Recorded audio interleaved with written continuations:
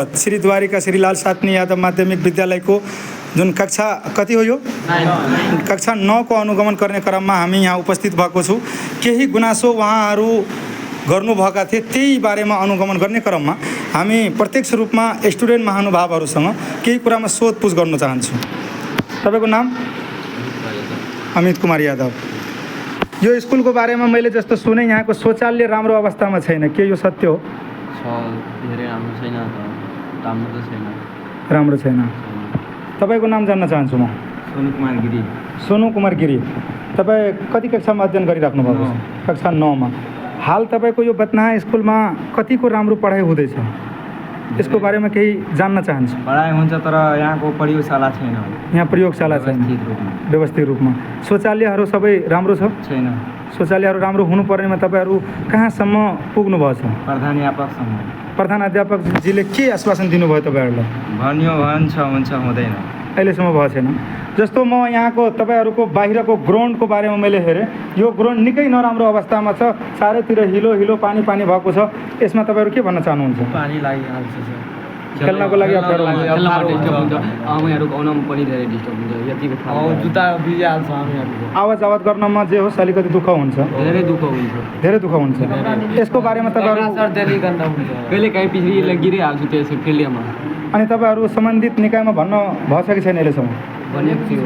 के भन्नुभयो उहाँले? सरले भन्नुभयो भइहाल्छ भनेर आश्वासन दिनु। नमस्ते। यो महादेवा गाउँपालिका वाडा नम्बर 3 स्थित रहेको जुन स्कुलको दृश्यमा तपाईँहरूलाई हेराएको थिएँ, त्यसको प्रसँग म केही सोधपुछ गर्न चाहन्छु। नमस्ते। सर्वप्रथममा तपाईँको नाम जान्न चाहन्छु। सर, युद्धनारायण यादव। तपाईँ यो श्री द्वारिका श्रीलाल सातनी यादव माध्यमिक विद्यालयको प्र हुनुहुन्छ। हजुर। जस्तो मैले तपाईँको क्लास अनुगमन गर्ने क्रममा कक्षा 9 र कक्षा 10बाट सङ्कलन गरेको भिडियो जुन म प्रचारित हेरेको, त्यहाँ उहाँहरूले एउटा गुनासो गर्नुभयो, हाम्रो यहाँको टोयलेट अहिलेसम्म हाल राम्रो व्यवस्था नभएको। सर, यसमा के भन्न चाहनुहुन्छ तपाईँ?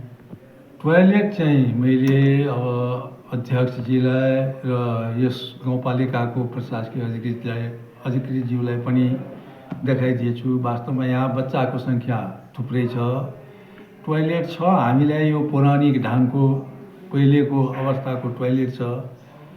अब त्यसमा विद्यार्थीको चाप बढी छ, अभाव छ र यसको लागि मैले पहल गरेको छु।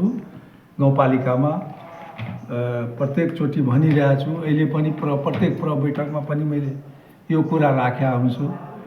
हाम्रो विद्यालयमा शौचालयको चाहिँ समस्या छ, एउटा स्टाफ रुमको पनि समस्या छ, रुम छैन, स्टाफहरूले पनि। यो जुन दृश्य तपाईँ हेरिराख्नु भएछ, यो बत्नाहा स्कुलको दृश्य हो, जुन महादेवा गाउँपालिका अन्तर्गत पर्ने।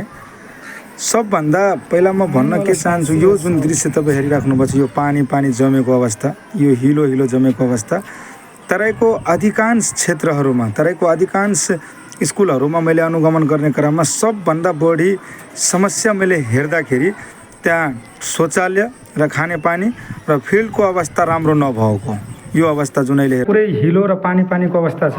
यस्तो छ, त्यसमा चाहिँ अहिले भर्खर पनि मैले माटो भर्न लगाएँ, अलिअलि दिएँ। यसको पानीको अलि निकास चाहिँ चारैतर्फबाट बन्द भएको छ।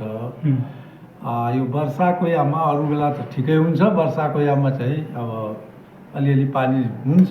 यो दुईवटा जुन समस्या हामीले यहाँ आएर अनुगमन गर्ने क्रममा भेटेको, यो दुईवटा समस्यालाई समाधान हुन कति समय लाग्न सक्छ सर, एउटा भन्न सक्नुहुन्छ? अब यो शौचालयको समस्या त अब गाउँपालिकाको हातको कुरो हो, विद्यालयसँग त्यति बजेट त हुँदैन। अब राम्रो शौचालय चाहिँ विद्यार्थीको अनुसार बनाउनुको लागि त बजेट रकम अलिक बढी नै चाहिन्छ। विद्यालयबाट हुने भइदिएको भए त म आफै पनि गराउन सक्थेँ, तर रकमको चाहिँ अलि बढी आवश्यकता देखिएकोले विद्यालयबाट सम्भव छैन। विद्यालयबाट हामी मर्मत सम्हार गराइराखेका हुन्छौँ। जे फील्ड के वातावरण के बारे में बुझलिए जे बहुते पानी थाल छे, एकरा कते दिन तक में निक व्यवस्था भाजे से बात तुरार प्रधान अध्यापक संग राखना छै कि नहीं राखना छै? राखना चाहिए, कहना से भैंस ते तुरंते। अब सरकारी काम जे कनी लेट लागबे करते। जेना और विद्यार्थी सब गुनासो करलक जे अखन तक हाल पानी पिए के निक व्यवस्था फिल्टरिंग और नहीं राखना छै, ये में कते तक सत्य छै? सही है, कम से फिल्टर आर लगाना छै, कम सम चले छै, कोनो खराबो छै, कोनो खराबो छै।